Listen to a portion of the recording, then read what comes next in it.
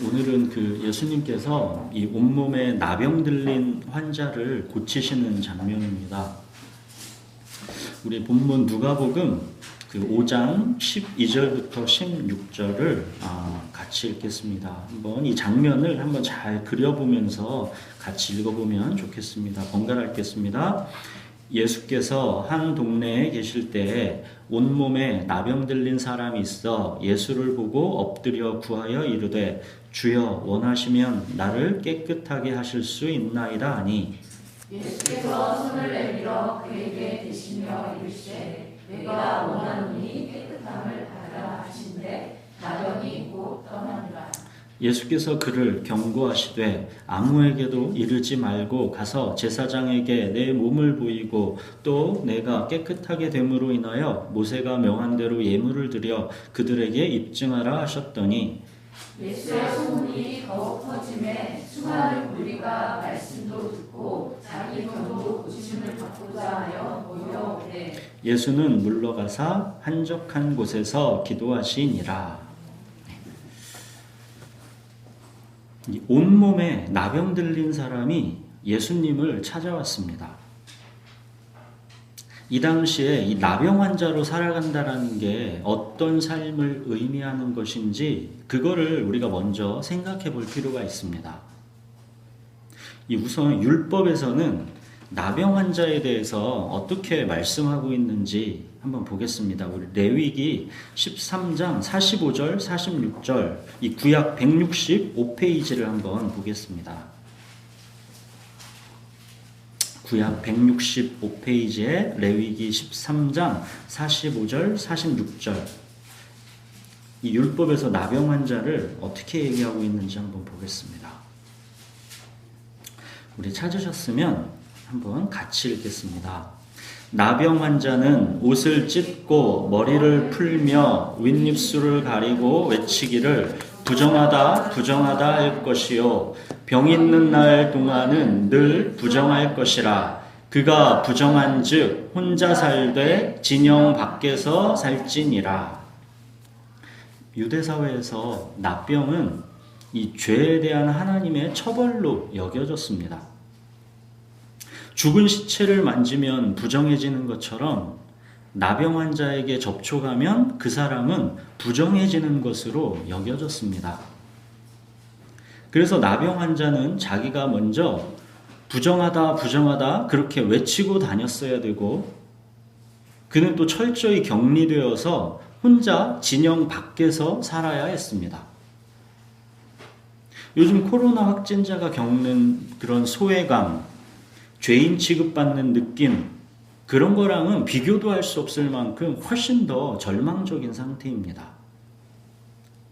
나병 환자를 격리하도록 하나님의 율법이 그렇게 정한 것은 아마도 감염에 대한 보호 차원이 컸을 것이지만 이 율법은 당연히 강자이고 건강한 사람들의 입장에서 가혹하게 적용되었을 것입니다. 법이 소수의 약자를 보호하는 입장이 아니라 다수의 강자가 자기를 보호하려는 입장에서 적용되면 그 법은 항상 소수의 약자에게는 폭력적으로 다가올 수밖에 없는 것입니다. 다수의 건강한 사람들은 나병 환자의 고통과 소외감에 관심이 있는 게 아니죠. 저 병이 나에게 옮기면 안 된다라는 자기보호 본능만이 강력하게 작동하면서 그 나병 환자를 더욱 철저하게 소외시키게 되는 것입니다. 당장 내가 그와 접촉했다가 나병에 걸릴지도 모른다는 두려움이 그 나병 환자의 처지는 못 보게 하는 것입니다. 혹시라도 나병 환자에게 마음 한켠으로 이 불쌍한 마음은 있더라도 자기보호 본능은 나병 환자를 피하고 멀리하려고 하게 되는 것이죠. 그냥 그의 고통과 외로움을 모른 채 하고 마는 것입니다. 사실 모른 채 하는 이 정도만 해도 양반이고 무서운 이 집단적인 자기보호 본능은 모른 채 정도가 아니라 그를 정죄하고 욕하지요. 그에게서 내가 피해를 볼까 봐 정죄하고 화를 냅니다. 왜 그런 나병에 걸려서 우리를 불안하게 하느냐고 그를 어떻게 해서든지 격리시키고 눈에 안 띄기만을 바라는 것이죠. 이런 자기보호 본능이 어떻게 작동하는지는 요즘 몇 년간의 코로나 상황에서 우리들이 충분히 경험하지 않습니까? 코로나에 걸리면 당장 병에 걸린 게 문제가 아니라 그는 사회의 죄인 취급을 사실상 받게 되죠. 병에 걸리는 것보다 더 무서운 거는 이런 사회의 차갑고 따가운 시선입니다. 자, 이 온몸에 나병 들린 사람의 인생이 이 시대에 과연 어땠겠습니까? 하나님께 정죄받았다라는 절망, 모두들 자기를 더럽고 부정하다라고 피해 다니고 어느 누구와도 함께할 수 없는 철저한 소외, 과연 내 인생에도 의미와 희망이라는 게 있는 것일까 하면서 완전한 자포자기한 인생이지 않았겠습니까? 육체의 질병을 넘어서 나병 환자는 정죄감과 철저한 외로움 속에서 절망할 수밖에 없는 그러한 삶을 살았을 것입니다. 공동체에서 관계와 접촉을 외면당한 이 사람은 이미 마음이 죽은 것과 마찬가지입니다. 이 온몸에 나병이 걸려 도무지 살 소망이 없는 이 사람이 귀신도 쫓고 온갖 병자들을 고치신다라는 소문을 듣고 예수님을 찾아왔습니다. 그가 예수님께 엎드려서 간청합니다. 12절 보십시오. 주여 원하시면 나를 깨끗하게 하실 수 있나이다. 여러분, 나병 환자가 예수님께 왜 이렇게 간청했을까요? 그냥 주여 나를 깨끗하게 고쳐주십시오 이렇게 간청하지 않고서 말이죠. 왜 원하시면 이렇게 이 나병 환자가 했을까요? 이 사람은 이미 예수님께서 자기를 깨끗하게 고치실 수 있는 능력이 있는 분이다라는 거에는 의심이 없습니다. 귀신도 쫓고 온갖 병자들도 고치시는 예수님이 자기의 나병도 당연히 고치실 수 있는 능력이 있다고 믿고 나온 것입니다. 근데 문제는 과연 예수님께서 자기를 깨끗하게 고치시기를 원하실지, 예수님의 그 원하심에는 아무런 자신감이 없는 것입니다. 이 사람은 평생을 하나님께 저주받은 인생이라고 생각하며 살아왔을 것이고 모든 사람들이 자기를 부정하게 여기며 철저히 소외시켰습니다. 그 어느 누구에게도 친절하고 따뜻한 손길 한 번을 받아본 적이 없는 사람입니다. 유대 사회에서도 떨어져 나가서 공동체 밖에서 철저하게 격리되어 살아왔던 사람입니다. 이 나병 환자에게 과연 저 높으신 주님께서 자기 같은 사람을 고쳐주시기를 원하실지, 이 원하실지에 대한 자신감이라는 게 조금이라도 있었겠습니까? 이 나병 환자는 그동안 사실 목숨이 붙어 있었을 뿐이지 사회적으로 또한 관계적으로는 철저히 죽어 있던 사람입니다. 그런 사람이 누군가가 자기를 고쳐주기를 원한다라는 것을 기대해 본다라는 게 정말 어려운 것이죠. 내가 당장 심장 이식을 받아야 살 수 있는데 그게 10억이라고 합시다. 삼성 이재용 회장이 나에게 10억을 줄 능력이 있다라는 것은 의심의 여지가 없죠. 근데 그가 나에게 10억을 주기를 원하는지는 전혀 다른 얘기입니다. 예수님이 나의 병을 고치실 수 있는 능력이 있다라는 것은 믿을 수는 있어도 그 예수님께서 나를 고쳐주시기를 원하실지에 대해서는 정말 믿기가 어려운 것입니다. 이 나병 환자의 상태보다 더 비참하고 가난한 상태라는 게 있을 수 있겠습니까?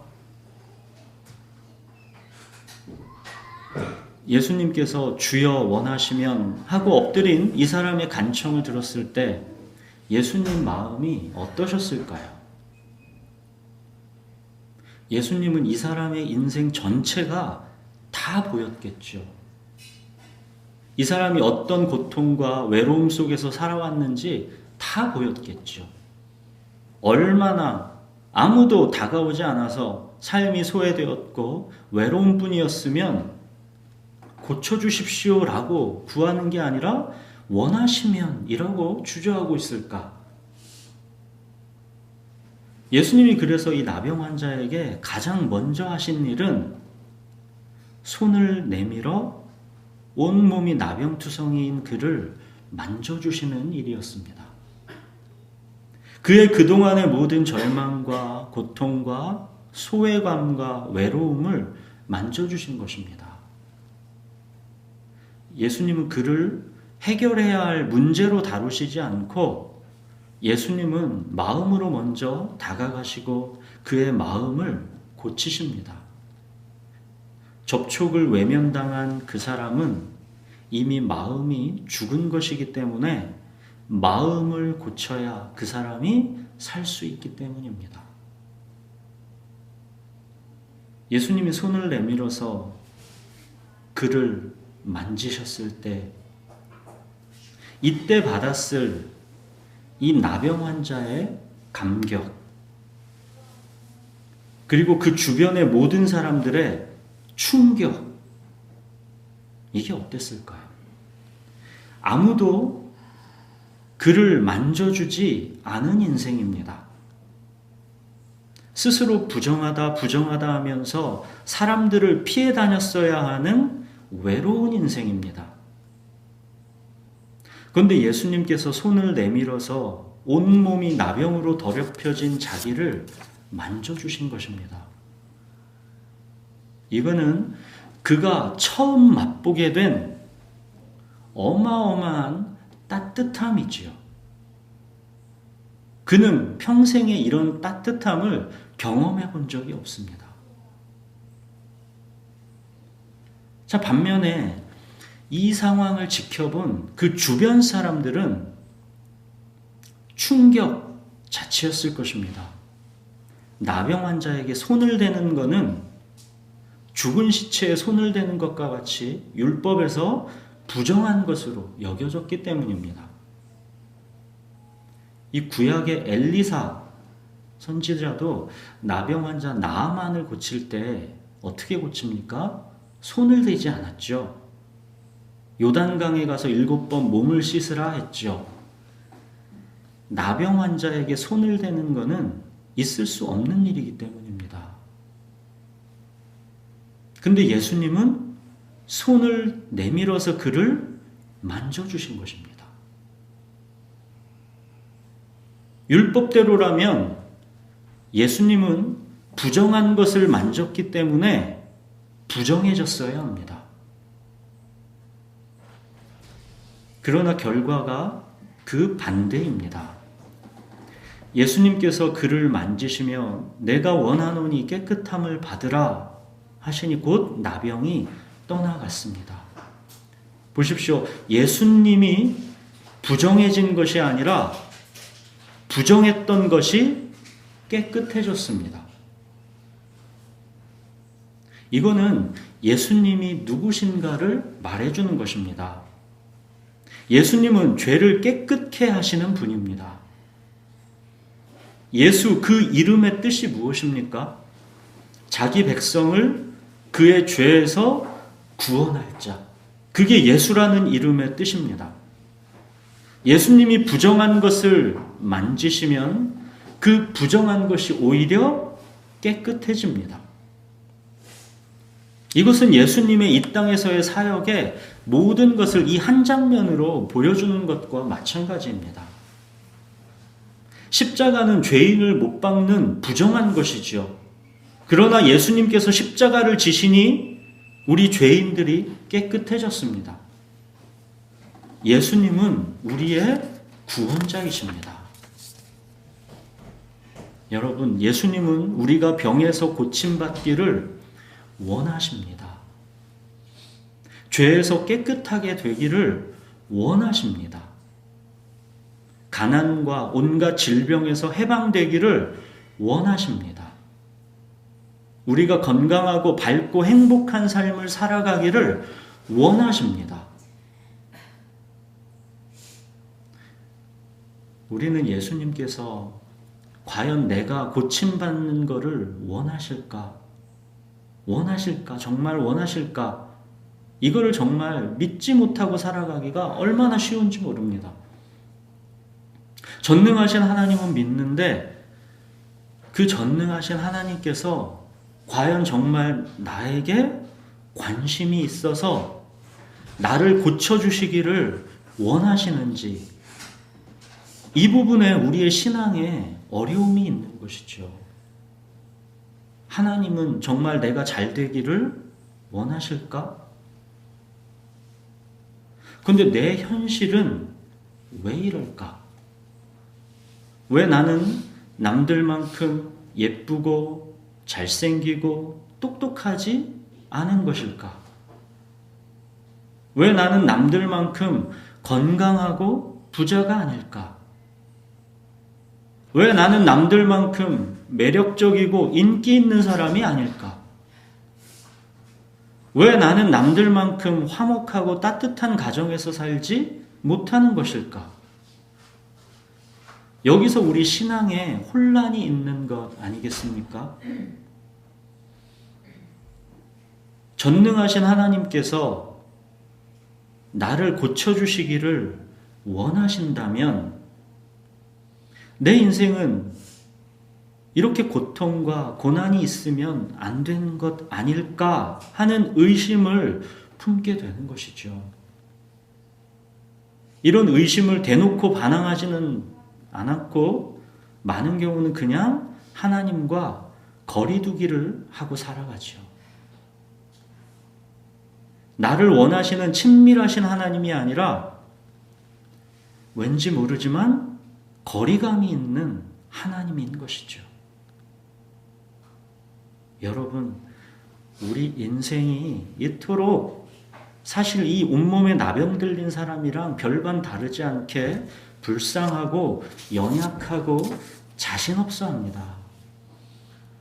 이 온몸에 나병 들린 사람이나 그 본질에 있어서 크게 다르지가 않은 것이죠. 자, 그런데 예수님은 분명히 말씀해 주고 있습니다. 내가 원하노니 깨끗함을 받으라. 예수님은 우리의 이 현실의 고통과 질병과 모든 어려움에서 건져내 주시기를 원하신다라는 것, 이것이 예수님의 진심이라는 것을 우리가 놓치면 안 되겠습니다. 자, 그리고 여기서 우리가 또 생각해 봐야 하는 것은 온몸에 나병 들린 여러 사람이 있을지라도 또한 예수님은 그들 모두가 깨끗함 받기를 원하실지라도 오직 예수님께 나아온 사람만이 고침 받는다는 것입니다. 이 온몸에 나병 들린 사람이 예수님께 찾아왔고 예수님 앞에 엎드려 구했습니다. 예수님께 나와서 그 앞에서 엎드려 구하는 것, 이거를 믿음이라 합니다. 예수님은 원하시고 또 원하셔서 그렇게 우리에게 고쳐주시기 원하시지만 오직 믿는 자가 구원을 받습니다. 그를 믿는 자마다 멸망하지 않고 영생을 얻게 하십니다.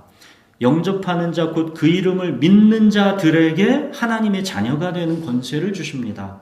오직 믿는 자들에게입니다. 오라 너희 모든 목마른 자들아 물로 나오라, 돈 없는 자도 오라, 오라는 것입니다. 너희는 귀를 기울이고 내게로 나와 들으라, 그리하면 너희 영혼이 살리라. 귀를 기울이고 나에게 나와서 들으라는 것입니다. 너희는 여호와를 만날 만할 때 찾으라. 가까이 계실 때 그를 부르라. 찾고 부르라는 것입니다. 믿음입니다. 이것이. 예수님께 나와 들어야 영혼이 삽니다. 예수님께 나와 듣는 것, 이거를 믿음이라는 것입니다. 이 온몸에 나병 들린 사람은 예수님께 찾아와서 엎드려 구했습니다. 우리에게 예수님께 나아가는 이 믿음이 있어야 우리가 사는 것입니다. 이 믿음이 사실은 우리에게 나는 게 아니죠. 이 믿음은 하나님의 선물입니다. 하나님께서 택하신 자에게 이미 이 믿음을 선물로 주셨기 때문에 저와 여러분이 예수님께 나아가게 되는 것입니다. 이 나병 환자처럼 예수님께 나아와서 구하고 찾고 두드려야 합니다. 구하는 자에게 주십니다. 찾는 자는 찾게 됩니다. 두드리는 자에게 주님은 당신을 열어서 보여주십니다. 사랑하는 여러분, 이 온몸에 나병 들린 이 사람처럼 예수님께 나아와서 엎드려 구하십시오. 이 사람이 예수님을 어떻게 부르고 있습니까? 12절 보십시오. 주여입니다. 주여. 예수님을 나의 주님으로 믿는 이 믿음이 있어야 우리가 삽니다. 자, 이렇게 예수님께서 이 나병 환자를 고쳐주시고 나서 그런데 이런 경고를 하십니다. 14절 보십시오. 예수께서 그를 경고하시되 아무에게도 이르지 말고 가서 제사장에게 내 몸을 보이고 또 내가 깨끗하게 됨으로 인하여 모세가 명한 대로 예물을 드려 그들에게 입증하라 하셨더니 예수님께서 그에게 무엇을 경고하시는 것일까요? 방금 나병에서 고침받은 이 사람이 여러분이라고 생각해 보십시오. 얼마나 흥분해서 여기저기 자기가 경험한 그 기적을 말하고 싶었겠습니까? 그런데 사람들이 단지 돌을 떡으로 만들어주는 기적만을 찾게 되면 오히려 그 기적에 눈이 가리워져서 사람이 떡으로만 살지 않고 오직 하나님의 말씀으로 산다라는 이 복음의 핵심을 못 볼 수가 있는 것입니다. 이스라엘 백성은 홍해가 갈라지는 기적을 보았죠. 메마른 광야를 지날 때 구름 기둥과 불 기둥으로 인도해 주시는 기적을 경험했지요. 만나와 메추라기 기적을 보았고 바위에서 물이 솟아나는 기적도 보았습니다. 그러나 그들은 결국 광야에서 불순종하다가 가나안에 들어가지 못했습니다. 기적이 사람을 변화시키지 않습니다. 믿음은 말씀을 들음에서 나는 것이지 기적 자체가 믿음을 깊게 하는 본질적 요소는 아닌 것입니다.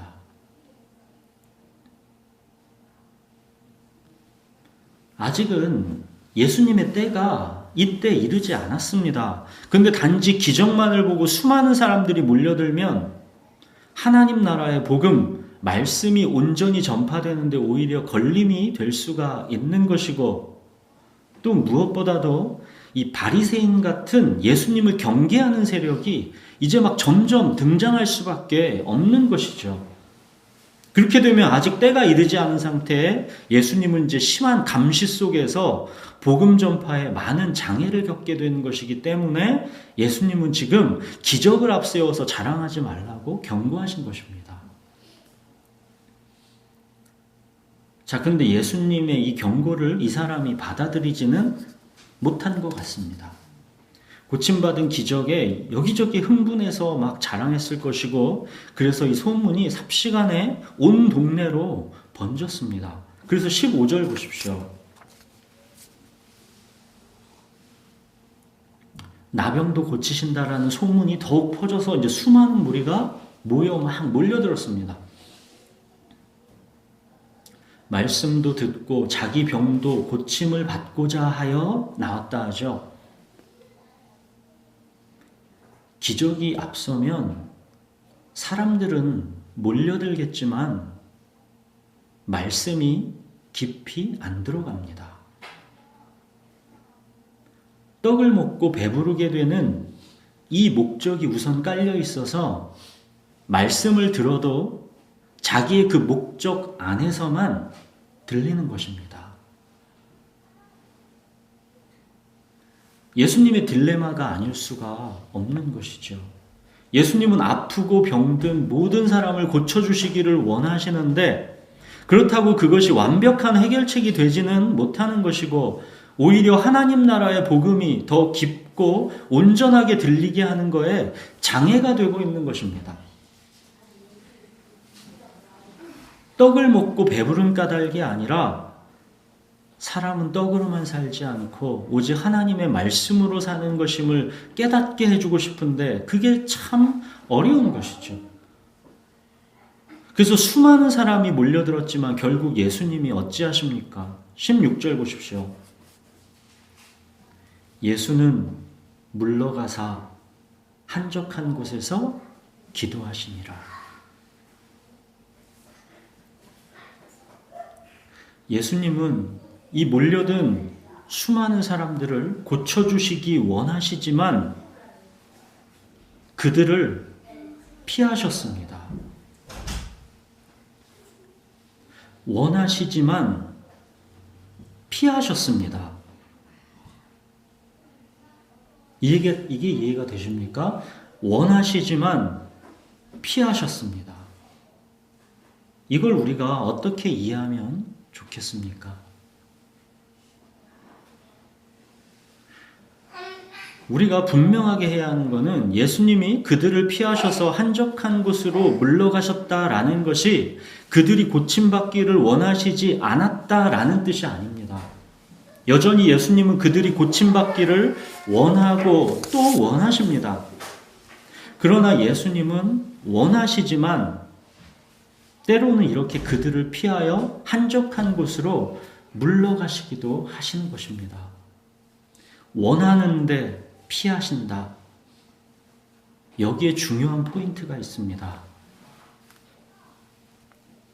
지금 예수님이 한적한 곳으로 물러가셔서 기도하시는 것, 이거는 예수님이 하나님께 보내심을 받은 그 사명에 집중하는 것입니다. 나는 이 일을 위해 보내심을 받았노라. 예수님은 모든 상황 속에서 오직 보내심을 받은 그 사명에 집중하고 계십니다. 예수님은 돌을 떡으로 만드는 메시아로 오신 게 아니고 사람은 떡으로만 살지 않고 오직 하나님의 말씀으로 산다라는 것을 보여주시는 메시아로 오신 것입니다. 그렇기 때문에 예수님은 이 수많은 무리들을 고쳐주시기를 원하시고 또 원하시지만 이 수많은 무리들을 궁극적으로 고치실 십자가를 향해 가시는 것입니다. 이것이 하나님의 보내심의 목적이기 때문입니다. 예수님은 지금 이 수많은 무리들의 아픔과 질병을 다 고쳐주시기 원하셨고 그래서 십자가를 향하여 뚜벅뚜벅 나아가신 것입니다. 그래서 마침내는 다 이루었다 하셨습니다. 예수님은 십자가에서 마침내 다 이루셨습니다.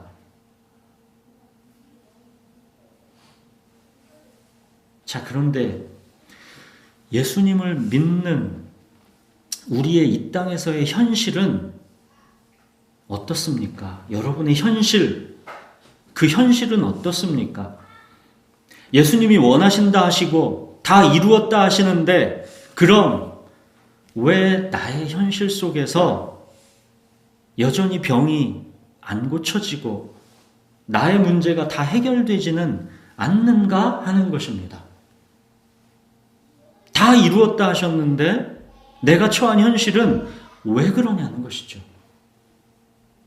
이건 우리 신앙에 쉽지 않은 문제입니다. 또한 여기가 우리 신앙의 어찌 보면 핵심 포인트입니다. 예수님이 내가 원하노니 깨끗함을 받으라.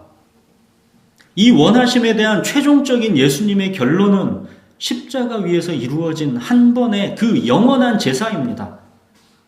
예수님은 조금도 부족함이 없이 완벽하게 다 이루었습니다. 우리는 질병의 치료를 구했고, 우리의 건강을 구했고, 우리의 목숨을 구했습니다. 근데 예수님은 영생을 주셨습니다.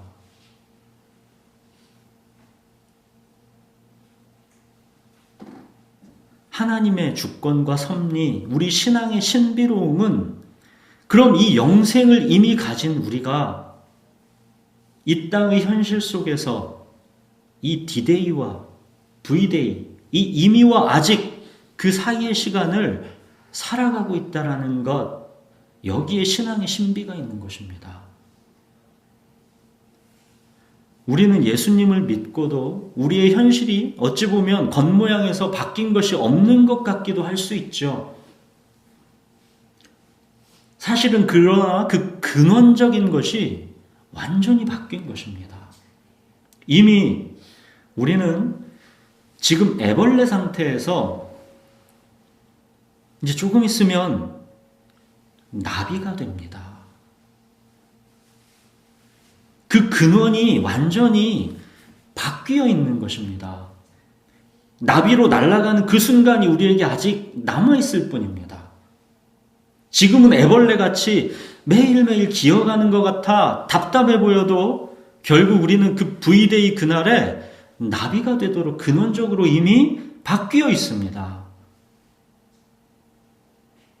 이미 예수님의 십자가 구속과 부활로 디데이는 온 것이고 이제 우리에게 남아있는 예수님이 다시 오실 그 마지막 최종 승리의 날 V데이를 기다리며 살아가는 이 땅에서의 삶이 남아있는 것입니다.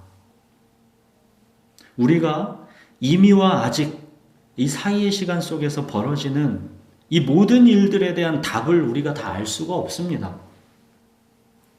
우리는 다만 끝까지 담대하게 믿을 뿐입니다. 하나님은 나를 원하신다라는 것, 이걸 믿는 것이고 하나님의 뜻이 이루어진다라는 것, 이거 믿는 것입니다. 사랑하는 여러분, 예수님이 우리를 원하십니다. 우리를 향하신 예수님의 이 원하심을 확고하게 믿고 붙잡으십시오.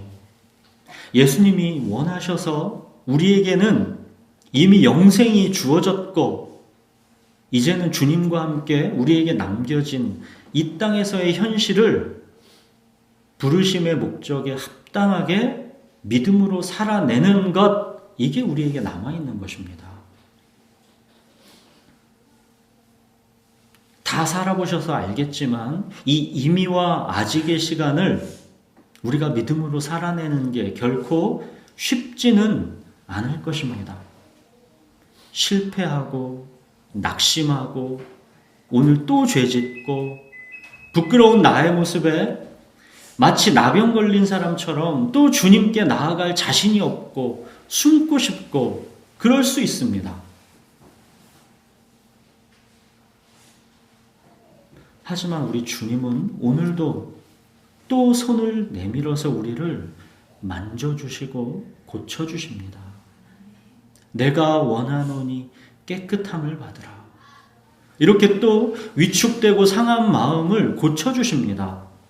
다시 그 길을 걸 수 있도록 일으켜 세워주십니다.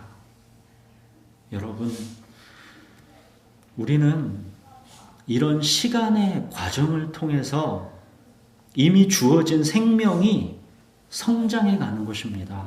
시간의 과정, 이게 우리에게 있는 것입니다. 생명은 태어나면 바로 장성한 분량으로 바로 이동하는 게 아니죠. 지운이 하루하루 매일매일 조금씩 커나가는 거 아니겠습니까? 이 시간의 과정을 통해서 우리는 이 마지막 나비의 모습으로 탈바꿈할 때까지 계속 우리의 생명은 성장해 가는 것입니다. 어렵고 복잡한 우리의 삶이지만 이 시간의 과정을 통해서 우리는 주님 안에서 계속 성장해 갑니다. 실패와 고통과 아픔과 부끄러움이 항상 우리에게 있을 것이지만 더 이상 인과응보가 우리를 기다리는 것이 아니라 이 모든 것이 다 합력해서 성장의 재료가 되게 하십니다. 더러워지고 상처난 우리를 주님은 항상 또다시 손을 내밀어서 만져주시고 고쳐주십니다. 내가 너를 안다.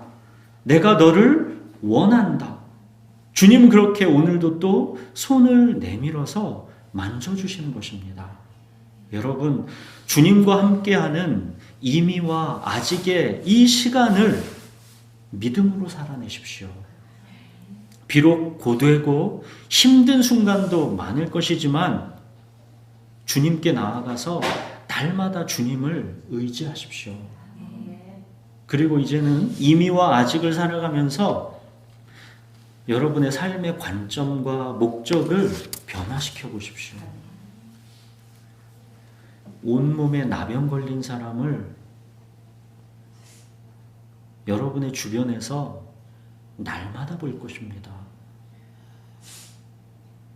그 온몸에 나병 걸린 사람을 부정하다라고 피하고 멀리하는 것이 아니라 마음으로 그에게 다가가서 손을 내밀어서 그 마음을 만져주는 일을 하십시오.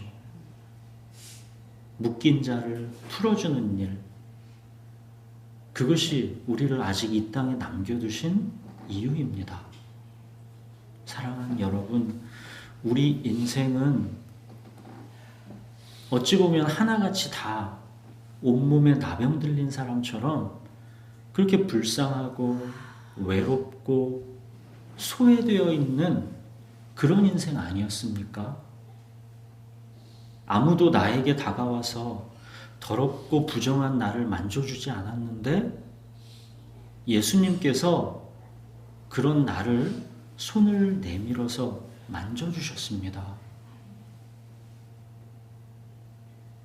여러분 인생에 자신 있었습니까? 누구나가 다 여러분을 반겨주고 사랑해줄 것이다라는 자신이 여러분에게 있었습니까? 아니죠. 다 두렵고 불안하고 사람들이 나를 멀리할까봐 그 두려움이 우리 안에 다 있죠. 그런 우리를 주님께서 손을 내밀어 만져주신 것입니다. 내가 원하노니 깨끗함을 받으라. 이렇게 고쳐주신 것입니다.